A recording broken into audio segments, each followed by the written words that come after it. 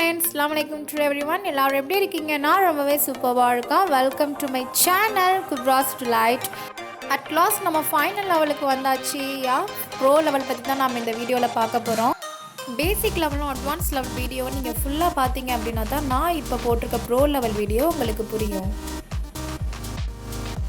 Bro level வீடியோக்குள்ளே போகிறதுக்கு முன்னாடி நீங்கள் ஏற்கனவே நான் அப்லோட் பண்ண basic level advance level video பார்க்கலன்னா கீழே டிஸ்கிரிப்ஷன் பாக்ஸில் லிங்க் கொடுத்துருக்கேன், பார்க்காதவங்க போய் செக் பண்ணுங்கள்.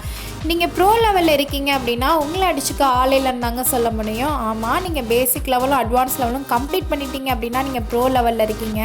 வாங்க நம்ம ப்ரோ லெவல் பற்றி தெரிஞ்சுக்க வீடியோக்குள்ளே போகலாம். The first tip is learn calligraphy. கேலிகிராஃபியை பொறுத்தவரையும் நீங்கள் நிறையாவே ஏர்னிங்கும் பண்ணலாம். அதுக்கு முன்னாடி கேலிகிராஃபி அப்படின்னா என்னன்னு நான் ரொம்பவே சிம்பிளாக ஈஸியாக சொல்கிறேன். மெஹந்தி எப்படி போடுறாங்க, அவங்களோட இன்னோவேட்டிவும் க்ரியேட்டிவும் அப்புறம் டிஃப்ரென்ஷியேஷன் இதெல்லாம் கொடுத்து ஒவ்வொருத்தவங்களும் அவங்கவுங்க திறமைக்கு ஏற்ற மாதிரி டிஃப்ரென்ஷியேட்டாக கொடுக்குறாங்க. அதே மாதிரி தாங்க கேலிகிராஃபியும். உங்களோட ஹேண்ட் ரைட்டிங்கு கர்சிவாக இருந்தாலும் பரவாயில்ல, நார்மல் ஹேண்ட் ரைட்டிங்காக இருந்தாலும் பரவாயில்ல, அதே உங்கள் ஃபாண்ட் உங்கள் ஸ்டைலை வச்சே நீங்கள் எப்படி ஒரு ஹேண்ட் ரைட்டிங்கை உருவாக்குறீங்களோ அதே நீங்கள் கொஞ்சம் மாடர்னாக உருவாக்குனீங்கன்னா அதுதான் கேலிகிராஃபி. கேலிகிராஃபியை பொறுத்த வரைக்கும் நிறைய பேர் இப்போ நிறைய வகையில் ஏர்ன் பண்ணிகிட்ருக்காங்கங்க. நேம் ஆர்ட்ஸில் ஏர்ன் பண்ணுறாங்க, அப்புறம் இன்விடேஷன் கார்ட்ஸில் யூஸ் பண்ணுறாங்க, அப்புறம் சில பேர் ப்ரொஃபஷ்னலாகவும் யூஸ் பண்ணுறாங்க. இந்த மாதிரி நீங்கள் நிறைய யூஸ் பண்ணலாம். கேலிகிராஃபியை கற்றுக்கிட்டிங்க அப்படின்னா, அதுவும் நீங்கள் ப்ராப்பராக கற்றுக்கிட்டிங்கன்னா மட்டும்தான் இதில் நீங்கள் நல்லா ஷைனிங் பண்ண முடியும். என்னோட கேலிகிராஃபியை தான் நீங்கள் இப்போ இந்த கிளிப்பில் பார்த்துட்ருக்கீங்க. நான் தமிழ் அண்ட் இங்கிலீஷ் போத் லாங்குவேஜ்லேயும் நான் கேலிகிராஃபி ரைட் பண்ணுறேன். அதுவும் ரீசெண்ட் டைம்ஸில் கேலிகிராஃபி ரொம்பவே பாப்புலாரிட்டியாக இருக்குங்க. ரீல்ஸில் ஷார்ட்ஸில் எங்கே பார்த்தாலுமே கேலிகிராஃபி நிறைஞ்சி வலியுதுன்னு தான் சொல்லணும். நிறைய பேர் இப்போ கேலிகிராஃபி யூஸ் பண்ண ஆரம்பிச்சிட்டாங்க. கேலிகிராஃபியை உங்கள் ஹேண்ட் ரைட்டிங்கில் யூஸ் பண்ணும்போது சூப்பர் டூப்பராக ஆகிடுங்க உங்கள் hand writing. The next one is learn various style.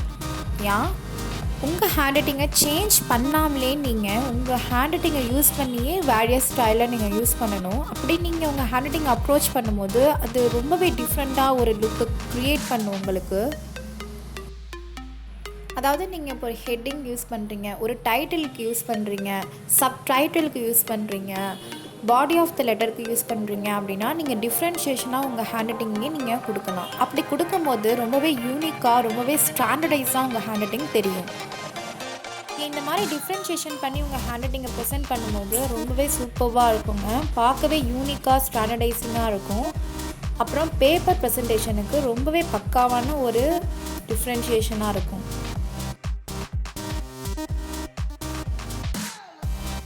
சொன்ன இந்த டிப்பை நீங்கள் எக்ஸாமுக்கு யூஸ் பண்ணி பார்க்கலாம்.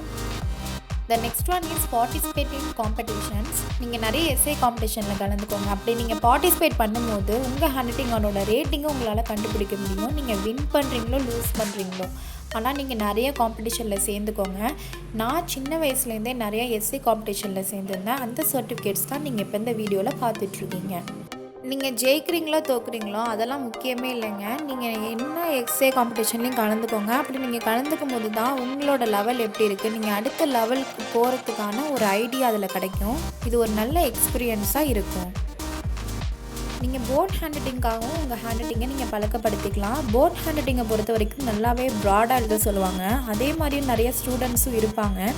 அந்த மாதிரி எழுதுகிற பிள்ளைங்கள்லாம் என்ன பண்ணுவாங்கன்னா, அவங்க போர்ட் ஹேண்ட் ரைட்டிங்குன்னு தனியாக வச்சுப்பாங்க. அதே மாதிரி ரைட்டிங் நார்மல் ரைட்டிங்குன்னு தனியாக வச்சுப்பாங்க.